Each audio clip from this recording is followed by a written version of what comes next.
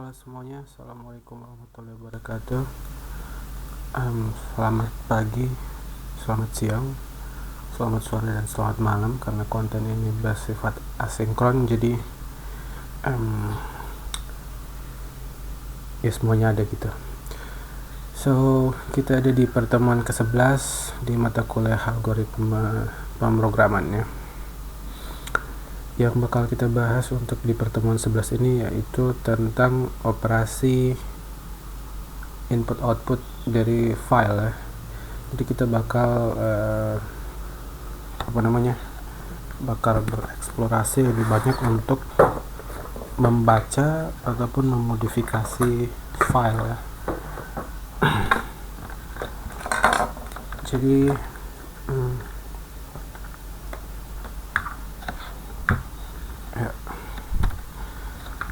ya di mana nih penanya. Untuk software yang bakal kita desain biasanya itu bakal menerima input sama output. Kemudian setelah itu dari software kita terjemahkan menjadi kode mesin dan bakal diproses di CPU di sini, CPU Central Processing Unit. Kemudian menggunakan main memory untuk kepentingan menyimpan ataupun memodifikasi nilai tertentu di untuk variabel. Kemudian di secondary memory biasanya ini dalam bentuk file ya. Nah, ini biasanya yang bakal kita gunakan kebanyakannya, itu mau file, database, text XML atau JSON ya, seperti itu untuk secondary memory ini. Nah, di bagian main memory seperti yang kita tahu bersama biasanya sifatnya kan temporary di sini. Nah, kalau untuk secondary memory ini sifatnya permanen ya. Jadi bisa bersifat permanen untuk data-datanya. Yang bakal kita bahas di pertemuan kali ini secara detail yaitu tentang file processing. Jadi sebuah teks dapat menjadi sebuah urutan dari beberapa baris ya. Jadi di Python dibacanya nanti semacam data tapi dalam bentuk sequence yang berupa baris per baris gitu. Nah, ini nanti kita coba untuk download source-nya. Coba saya download source-nya ini. Bentar. Ya, ini source-nya. Kita coba ambil, terus kita masukkan ke sandbox ya. Saya biasanya di sandbox codingnya.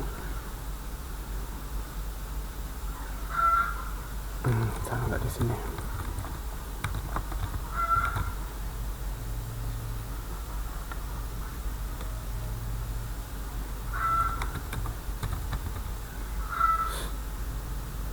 Oh, itu tadi di atas ya. Sandbox Pro. Oke, ini dia. Jadi kita coba aktifkan PyEnv activate ya, 38 di Python ya. Jadi filenya udah ke download untuk mbox shortnya. Jadi intinya kalau di Python kalau mau baca filenya datanya itu dianggap baris per baris nanti, jadi bisa berupa list atau dictionary. Yang pasti sequence ya istilahnya, sebutnya itu sequence itu kan berarti bisa di looping. Pertama-tama sebelum memproses file kita melakukan opening file dulu atau membuka sebuah file. Jadi sebelum kita membaca konten dari berkas, kita harus memberitahu ke Python file yang mana yang bakal kita tuju untuk dikerjakan atau dimodifikasi, dan untuk apa file tersebut gitu. Nah, untuk melakukan hal tersebut kita bisa menggunakan sintaks open ya, untuk auto open function. Jadi open bakal melakukan return file handle, di mana variabelnya bakal bisa dilakukan untuk melakukan beberapa operasi untuk file atau berkas. Nah, sama dengan kalau di Microsoft Word itu atau di word processor itu file kemudian open. Nah, kalau di Python juga kayak gitu, cuman langsung berupa sintaks ya, berupa function gitu, function open. Cara menggunakan sintaks open, jadi kita biasanya langsung di variabel terus menuju ke open terus nama filenya. Terus yang di bagian sini adalah parameternya. Kalau R itu artinya read only dan seterusnya ya. Nah, selanjutnya dari open syntax ini bakal melakukan pengembalian untuk berkas yang dirujuk di sini ya, di file name ini. Setelah itu file name itu sendiri harus bernilai sebuah string ya. Jadi tipenya harus string. Contohnya di sini adalah mbox.txt, dan ini string ya, udah pasti. Kemudian mode optional should be R if we planning to read the file, F if we are going to write to the file. Jadi untuk di bagian parameter yang kedua itu kita bisa kasih R untuk read, untuk membaca filenya saja. Kemudian kalau kita kasih W berarti write, ini kita bakal menulis sesuatu ke file tersebut. Nah, itu bedanya. Kemudian what is a handle? Jadi gimana sih cara melakukan handling? Jadi handlingnya itu ada yang tadi ya, bagian sini ya, mode ini. Jadi ada open, read, write sama close. Jadi intinya ada tiga ini di bagian mode. Jadi mbox.txt ini kan intinya file yang tadi yang kita download. Jadi kita bisa di open, kita bisa ya open untuk dilakukan read atau write, kemudian harus kita close. Jadi ada semacam stream ya, semacam rutin, harus di open dan harus di close. Open kemudian operasinya apa, terus harus di close. Nah, biasanya sih secara standar biasanya dimulai dengan with apa, terus di open as apa gitu, kayak gitu. Nah, kalau contoh di sini langsung dipakainya kayak gini ya, nama variabel kemudian open terus nama filenya. Nah, kalau filenya tidak ada atau tidak ditemukan, contohnya ini stuff.txt nya nggak ketemu, maka terminalnya bakal nge-return file not found, exceptionnya file not found ya. Jadi no such file or directory stuff.txt. Jadi dilempar errornya dari terminal yang mengatakan kalau filenya ini nggak ketemu gitu. Nah, ini lagi yang mesti diperhatikan kalau mau membaca file the new line character. Nah, contohnya kalau kita pengen melakukan enter ke bawahnya seperti contoh yang ini. Jadi kalau di print nanti itu jadinya hello, terus ini wordnya ke bawah ya, word. Nah, jadi karena ada \n maka jadinya hello enter word kayak gitu. They use special character called the new line ya, atau kalau bisa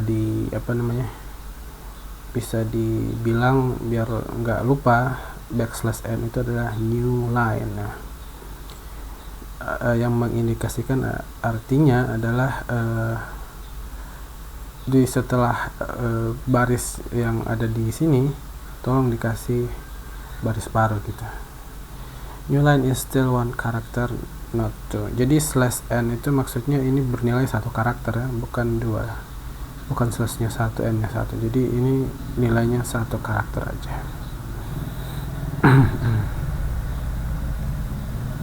Nah ini sehingga kalau mau dihitung karakternya len yang ada di dalam staff ini x backslash n y, ini kan seharusnya kalau kita lihat per karakter simbolnya ada 4 ya, namun karena backslash n ini dianggap satu karakter sehingga yang muncul kalau kita ngambil panjang dari variable staff itu ternyata isinya adalah 3. Cara membaca files di Python. Jadi handling file as a sequence. Jadi a file handle open for read can be treated as a sequence of strings where each line in the file is a string in the sequence, and we can use for statement to iterate through a sequence. Remember, a sequence is an ordered set. Jadi berkas atau file yang ada di mbox.txt ini bisa dianggap sequence. Jadi sequence artinya ada beberapa string di dalamnya yang berurutan gitu, berurutan berdasarkan barisnya sudah pasti ya. Jadi kita bisa menggunakan statement iterate untuk mengakses sequence tersebut. Jadi kita bisa akses dengan for ya di sini. For cheese in X file print cheese. Nah, kita coba aja. Siapa tahu bisa. Coba git open mbox.txt ya. Kita tambah r as line. Masukin ke data aja. Dan read, ternyata nggak ketemu ya filenya. Jadi otomatis kita harus ngasih data yang langsung panjang gitu. Jadi kita bisa ngambil dari mana tadi, dari sini, kemudian sandbox profile, kita ambil dari sini langsung. Ini kita masukin di sini apa namanya, path lengkapnya ya.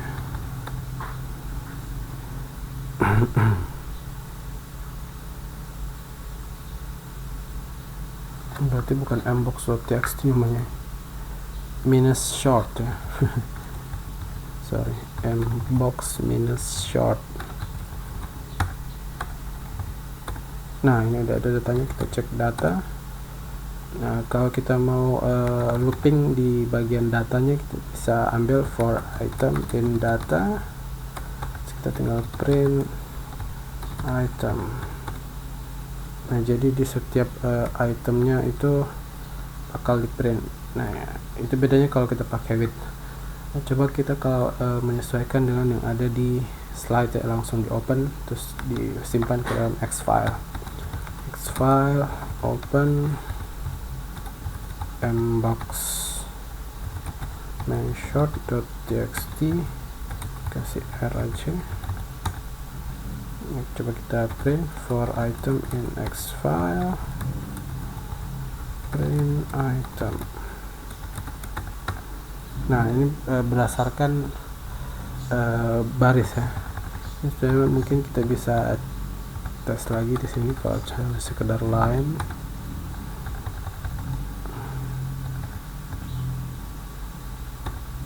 Ternyata nggak bisa, harus di read ya. Jadi bedanya kalau pakai open seperti with open ini, jadi datanya itu panjang ya, semuanya dianggap string. Nah, sementara kalau di X file itu dihitungnya per baris ya. Kita coba lihat len untuk X file. Enggak ada len ya malah. Kita coba lihat isinya ada apa sih di X file.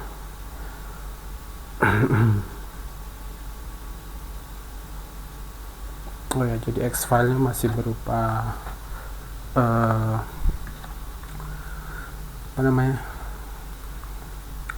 sequence ya, sequence dari open itu sendiri gitu. Ya, demikian untuk handle sequence ya. Kemudian counting lines in a file, atau menghitung jumlah baris di dalam sebuah file. Jadi kita bisa pakai ini fhand open, terus kita count, kita hitung satu-satu filenya. Kita coba cek lagi gimana caranya.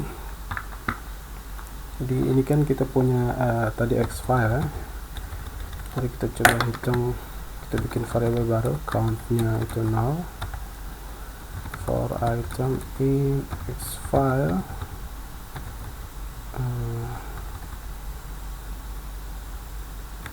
count plus 1 ya. Jadi kita tinggal lihat countnya ada berapa. Nah, X file, coba print item, enggak sih, udah nggak ada, udah ke close aja, jadi harus dibuka lagi ya. Kita buka lagi, open. Nah, kalau kayak gini terus kita ngitung satu kali ya. Jadi kalau satu kali proses dia sudah langsung ke close lagi ya. Coba kita tes. Nah, ternyata ada 1910 baris. Sementara kalau di data itu kita bisa nge-split sebenarnya, data.split. Kita split berdasarkan new line ya. /n, terus kita simpan di variabel baru data line atau data per line. Terus kita tinggal cari jumlah barisnya ya, sama ya hasilnya. Jadi yang di count tadi 19, oh beda satu baris ya. Yang di datanya itu ada 1911 baris, sementara di count ada 1910 baris. Beda satu baris saja, mungkin di bagian atas kayaknya bedanya. Selanjutnya yaitu cara melakukan counting lines ya, di Python. Kemudian reading a whole file. Nah, gimana caranya buat membaca semua filenya gitu. Nah, kayak tadi juga ini sebenarnya tinggal ditambah read, dan ini biasanya disimpan di data tadi. Jadi kita tinggal ngeprint len-nya, dan len-nya ini menunjukkan panjang dari stringnya berapa gitu. Jadi ini kita coba pakai yang ada di ppt. Fhand sama dengan open mbox main short .txt, kemudian r. Habis itu kita lihat kita print len ya. Print len fhand. Oke, sebentar ya. Jadi untuk datanya itu kita salin ke fhand, terus data per line-nya itu atau data stringnya kita baca ya, fhand.read. Nah, di INP ini kita bisa dapat panjang ya. Ini sama dengan yang ada di data ya, sama persis dengan yang ada di data yang kita coba buka tadi gitu. Ya, jadi angka yang ada di terminal tadi adalah jumlah karakternya berapa. Jadi jumlahnya ada sekitar 94.626 karakter. Searching through the file. Jadi kita sebenarnya bisa mencari satu kata. Jadi kayak gini. Kalau yang ada di contoh di di slide ini, jadi kita bisa mencari di satu baris yang kata awalannya itu from ya. Jadi kita bisa cek nanti, kita bisa ngeprint ya beberapa baris yang awalnya ada from. Ini gunanya biasanya untuk ngambil email ya, alamat email gitu. Ini kita coba aja fhand nya kita bikin sama, masih tetap pada fhand nya. Jadi karena fhand nya sudah ada di atas ini, yang ini kita tinggal melakukan for nya, for line in fhand, terus if line.starts gitu ya, starts with from di print line. Ternyata fn nya harus didefinisikan lagi, harus dibaca lagi karena udah kosong gitu. Nah, ini hasilnya, jadi kita bisa dapat semua alamat emailnya gitu, Steven, market, dan seterusnya. Nah, ciri khas dari open, sintaks open itu kalau sudah diproses dia bakal langsung nol lagi ya filenya. Fn ini kalau saya panggil lagi fn len fn.read, ini sudah nol ya, jadi harus dibaca lagi. Cuma berlaku satu kali untuk dibaca gitu. Nah, searching through a file fix, jadi kalau nyari sebuah file, we can strip the white space from the right hand side of the string using rstrip from the string library, and the new line is consider white space and is stripped. Jadi line strip digunakan untuk menghapus white space ya. Jadi kita bakal menghapus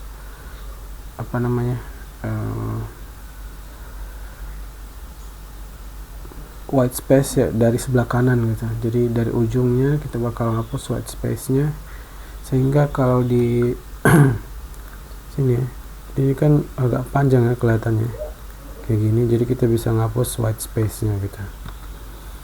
Ya, kita coba aja sesuai dengan yang ada di modul. Ini tinggal ditambahin rstrip ya, rstrip nya line.rstrip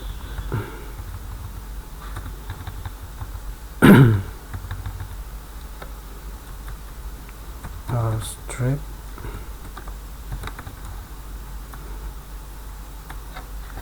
line.rstrip. Sebentar ya.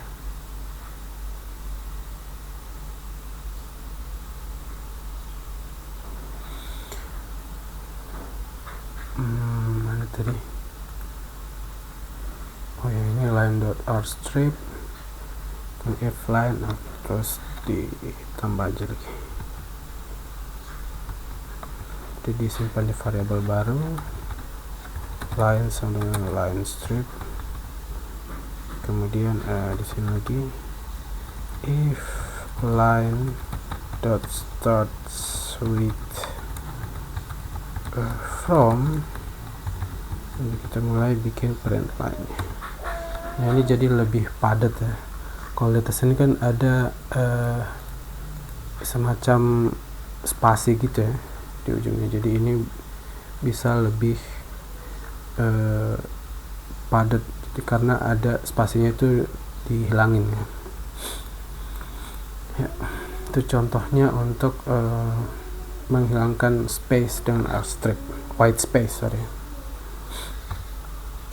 Kemudian skipping with continue. Nah, sebenarnya ini sekedar perulangan aja. Jadi kalau ketemu line start with from, jadi tolong continue itu berarti ke atas lagi. Artinya kalau tidak menemukan form ya ke atas lagi gitu. Jadi bakal ngulang-ngulang terus ya sampai dapat sampai dia tidak menemukan form, baru dia ngeprint gitu. Jadi ini bisa di skip dengan continue ada di bawah sini tadi. Ini kita coba aja langsung. Namun sebelumnya kita buka lagi fn nya, kemudian tambahin apa tadi, continue ya, if not line ya.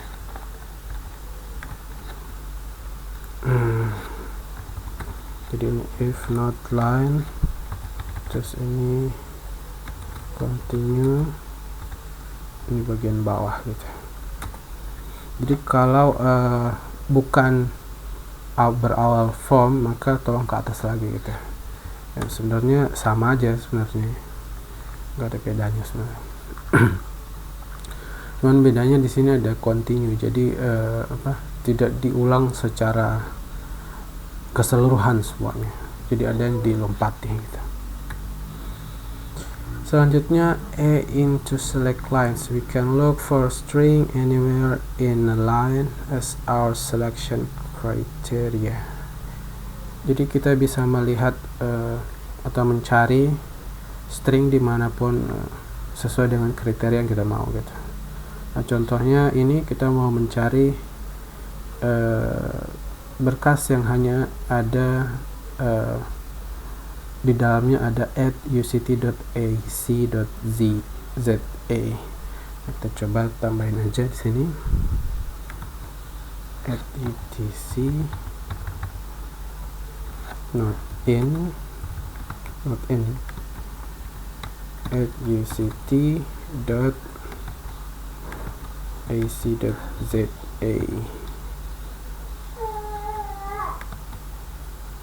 inline.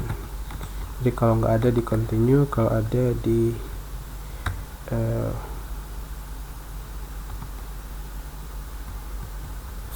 if not.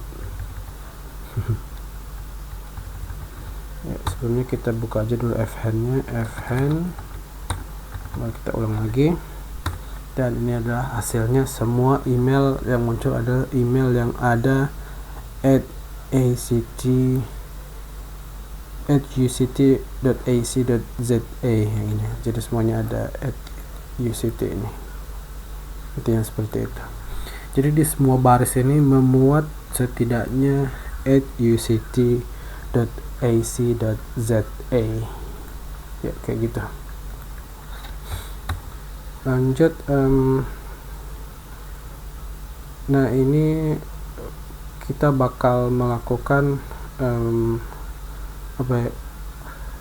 ngambil nama, membuka file tapi dengan mengetikkan nama filenya. Jadi pakai input, enter file name-nya, terus kita setelah itu melakukan perhitungan berapa banyak subjek ya.